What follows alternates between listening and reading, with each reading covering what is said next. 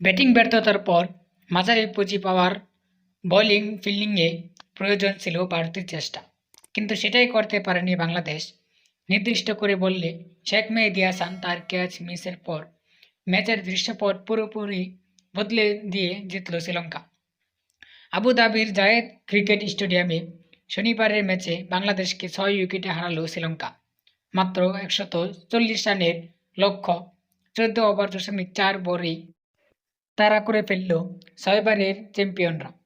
হংকংয়ের হারিয়ে যাত্রা শুরু করার পর দ্বিতীয় ম্যাচেই হেরে গেল বাংলাদেশ, আর জয়ে আসর শুরু করল শ্রীলঙ্কা। অথচ রান তাড়াই দ্বিতীয় ওভারে কুশাল মেন্ডিসকে ফিরিয়ে বাংলাদেশকে ভালো শুরু এনে দিয়েছিলেন কাটার মাস্টার মুস্তাফিজুর রহমান। এরপর পঞ্চম ওভারে শরীফুল ইসলামের বলে কামিল মিশারার ক্যাচ ছেড়ে দেন শেখ মেহেদী হাসান। সেখান থেকেই শুরু হয় তাণ্ডব।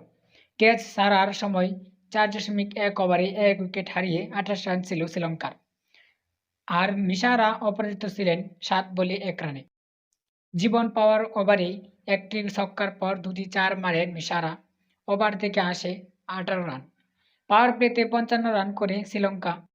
অন্য প্রান্তে পাতুম নিসাঙ্কাও ঝড় তুললে 10 ওভারে তাড়া করে ফেলে 1 উইকেট হারিয়ে 107 রান। দ্বিতীয় উইকেট জুটিতে আসে 95 রান। এরপর 34 বলে 50 রান নিসাঙ্কাকে আউট করেন মেহেদী হাসান। কিন্তু ততক্ষণে বিপদ যা ঘটার ঘটেই গিয়েছে। তাই কুশাল পেরেরা ও দাসুন সানাকা দ্রুত ফিরলেও কোনো সমস্যা হয়নি শ্রীলঙ্কার।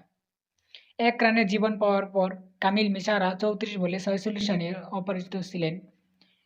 এর আগে ষষ্ঠ উইকেটে অবিচ্ছিন্ন জুটিতে 61 বলে 86 রান করেন শামীম হোসেন পাটোয়ারি ও জাকির আলী অনিক। বাংলাদেশের হয়ে আন্তর্জাতিক টি-20তে ষষ্ঠ উইকেটে এটিই সর্বোচ্চ রানের জুটি। এর আগে 2022 সালে সংযুক্ত আরব আমিরাতের বিপক্ষে 81 রানের জুটি করেছিলেন আফিফ হোসেন ধ্রুব ও নুরুল হাসান সোহান। ম্যাচে টস হেরে আগে ব্যাটিং পাওয়া বাংলাদেশ প্রথম 2 ওভারে ড্রেসিং রুমে ফেরেন 2 ওপেনার তামিম এবং পারভেজ হোসেন ইমন। 0 রানে বাংলাদেশের 2 উইকেট হারানো ঘটনা এটি প্রথম। এর আগে সব মিলিয়ে বিশ্বে ষষ্ঠ, তবে টেস্ট খেলুড়ে দেশের মধ্যে এটি মাত্র দ্বিতীয় ঘটনা। এর আগে 2010 সালে ওয়েস্ট ইন্ডিজের বিপক্ষে প্রথম 2 ওভারে কোনো রান নিতে পারেনি জিম্বাবুয়ে। উল্লেখ্য, এর আগে